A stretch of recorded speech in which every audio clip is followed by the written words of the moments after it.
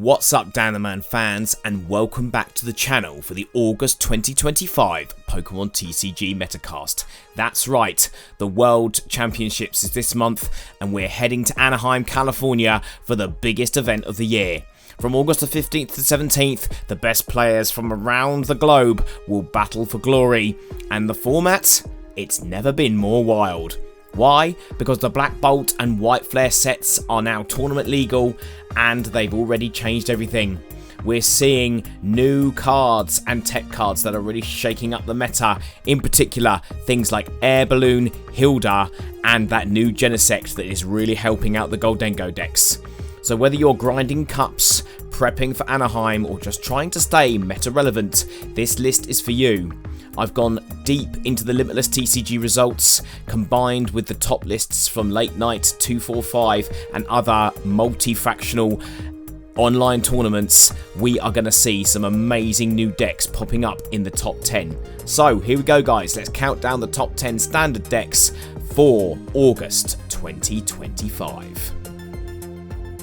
Okay guys, in at number 10, we've got Crustal Control / Monkey Walls.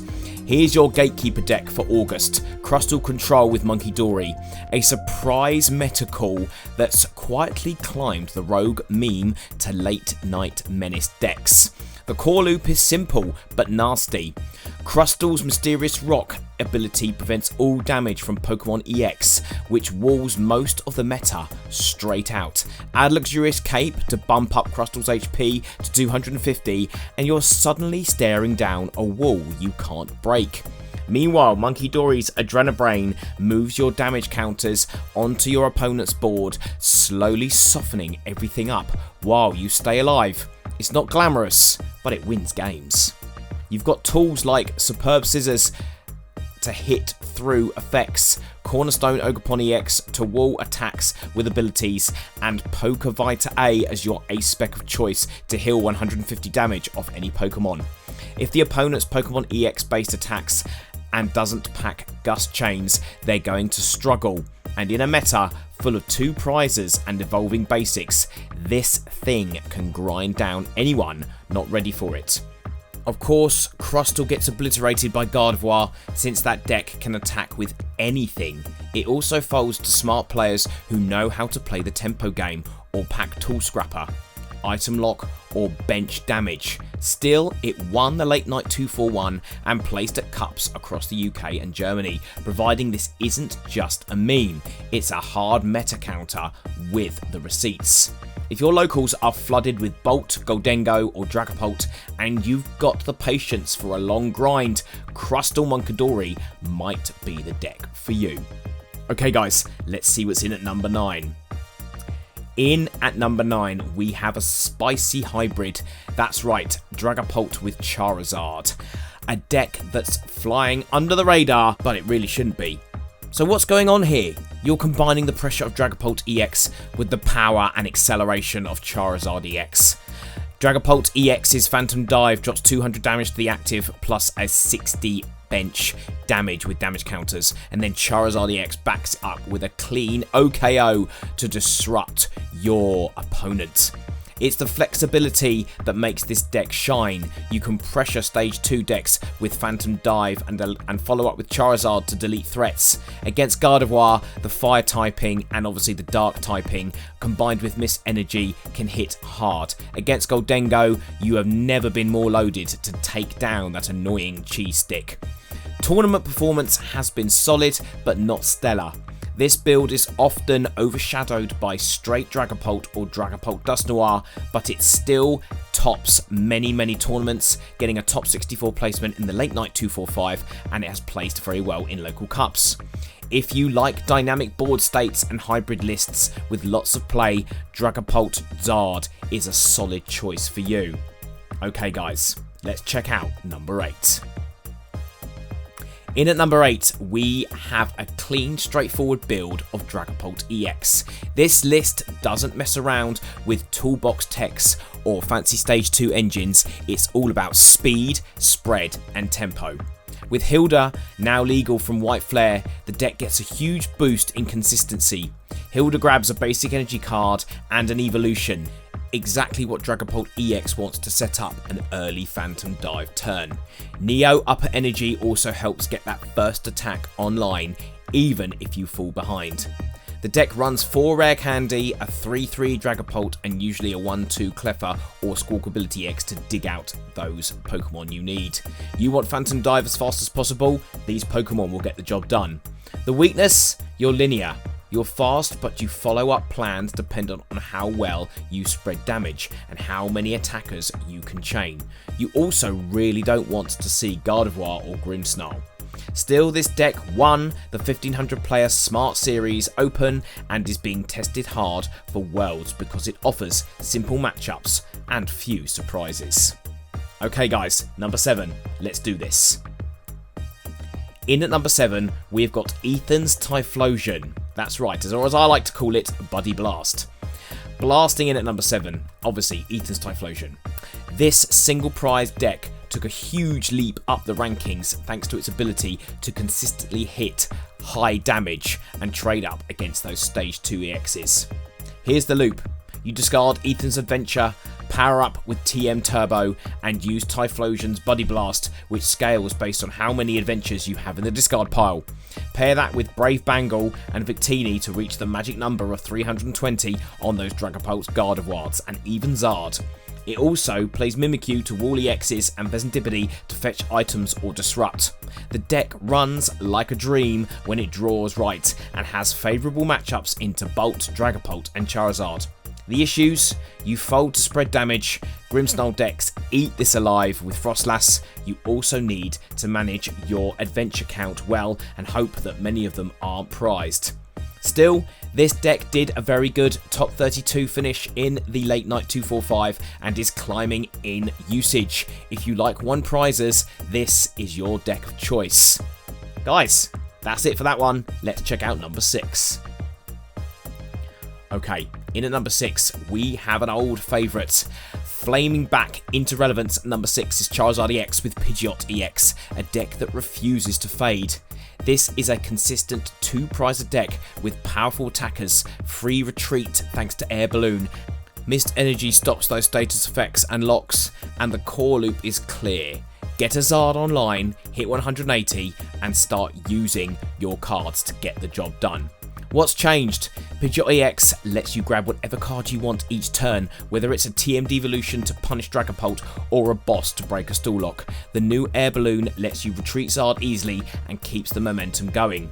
This list had a 55% win rate at the Late Night 245 and placed top 16 at multiple cups in July. The biggest weakness is predictability. You always want to set up the same way. If your opponent knows the plan, they can't tech around it.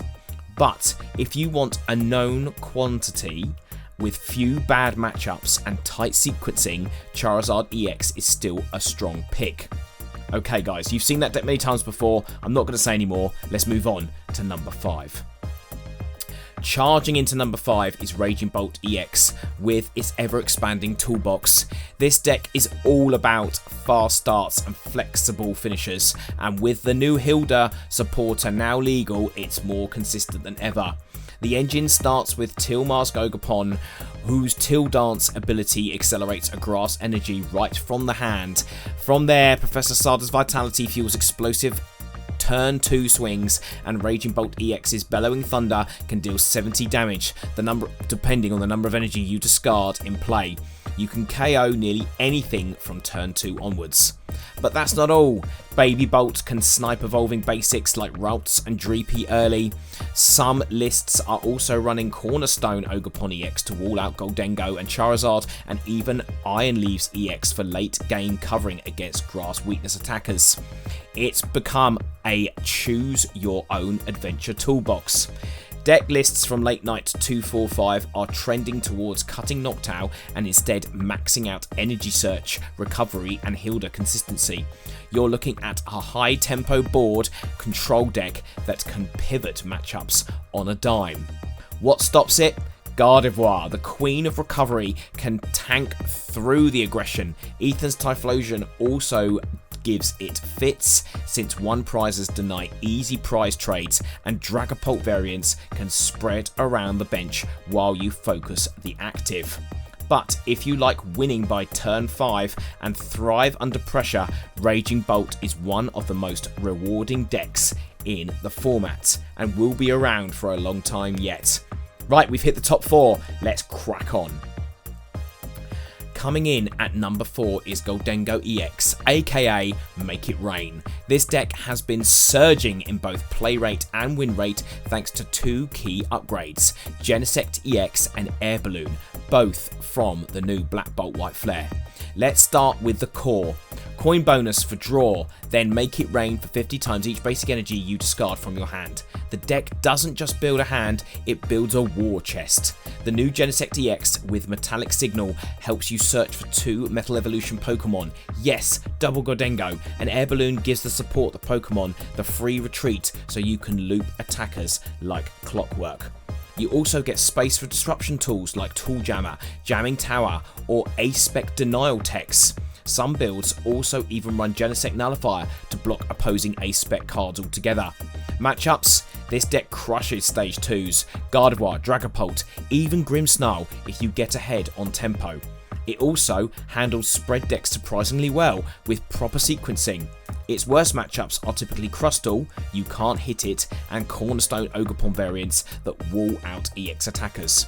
But when this deck draws well, it doesn't just win, it obliterates, and it's easy to pilot than the average stage 2 engine.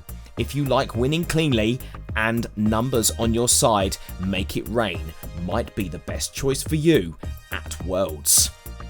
Top 3 guys, here we go. In at number 3, we have got the Gardevoir EX. Still standing tall, that's right, the ever flexible Gardevoir EX is here. This isn't the high roll Jelly Sanct version that flamed out in early July. This is the tight, consistent Psychic engine refined for Worlds. At its core, Gardevoir EX still does what it always has done. It uses Psychic Embrace to accelerate energy from the discard to any of your Pokemon and you put damage on the board. And then you reposition that damage with Monkey Dory's Adrenabrain. What a broken combo! You're often setting up turns where you clean up 2 knockouts across 2 attackers without ever missing tempo.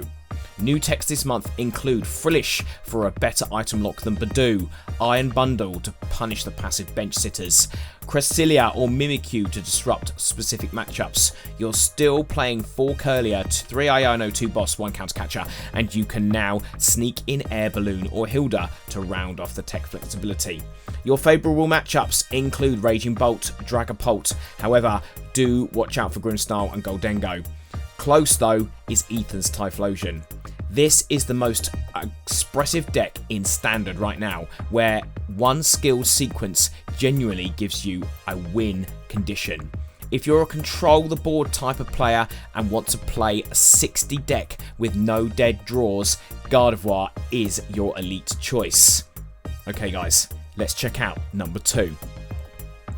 Okay guys, in at number 2, we have got Dragapult Dusknoir, yes, or as I like to call it, Curse Control. It is the highest coveted deck across the Late Night Series, Smart Series and League Cups and Challenges for this month. The gameplay is brutal.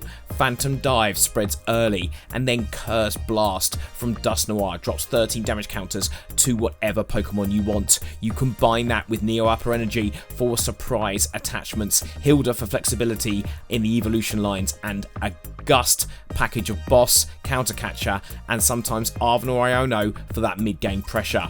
Tournament lists are now here. You're running a 2-2 Dusknoir line. You include 1 special charge of Neo Upper Energy. You play other tools like Tool Scrapper or Jamming Tower to beat those annoying tool-based box decks. And then the matchup spread is favourable against Charizard, Raging Bolt and Ethan's Typhlosion. Slightly unfavourable to Gardevoir, but you do not want to play Crustal with this deck. I know, because I've beaten this deck many times using my Crustal deck.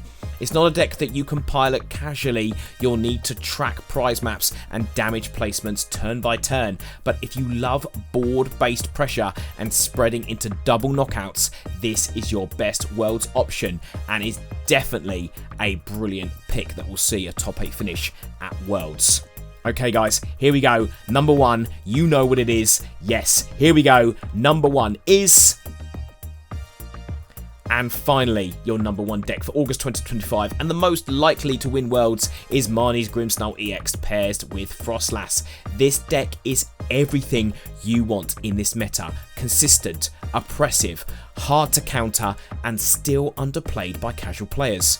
You evolve into Grimmsnarl EX, attach 5 Darkness from the discard with Punk Up, then use Monkey Dory's Adrenabrain to start controlling the board with damage repositioning. Meanwhile, Frostlass's Freezing Shroud places damage on Pokemon that have ability, softening everything up.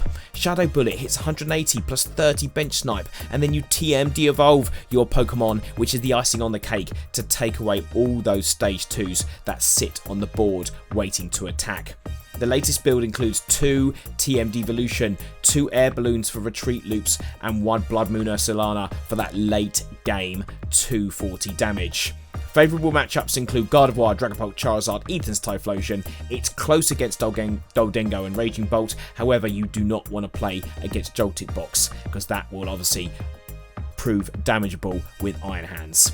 Grimmsnarl doesn't need to spike, it just needs to grind you down, and in the format where players love evolving basics, it's poised to take the Worlds by storm. You want safety, sequencing, skill, expression, and a strong meta matchup. This is my choice for Worlds 2025. So that's it, your full top 10 Pokemon TCG decks for August 2025, heading into the World Championships in Anaheim, California. Whether you're heading to California or grinding your local cup circuit, now's the time to test hard, tweak your top 60 and lock in your game plan. Let me know in the comments, what decks are you thinking of taking to Worlds if you're lucky enough to be going, what road techs are you testing right now, and how are you beating the big 3, Grimmsnarl, Dragapult or Gardevoir.